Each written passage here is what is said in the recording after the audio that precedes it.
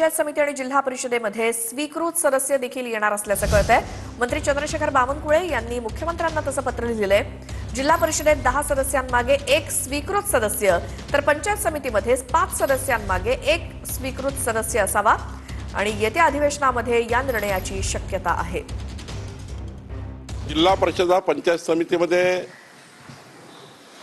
किमान 10 सदस्यामागे 1, झेडपीमध्ये जिल्हा परिषदेमध्ये 10 सदस्यामागे 1 आणि पंचायत समितीमध्ये 5 सदस्यामागे 1 असे स्वीकृत सदस्य राहावेत आणि ग्रामविकास अधिनियमात थोडी सुधारणा करावी, जिल्हा परिषद पंचायत समितीमध्ये अधिनियमात सुधारणा करावी अशी विनंती मी माननीय मुख्यमंत्री आणि उपमुख्यमंत्री एकनाथ शिंदेजी अजितदादांना केली होती।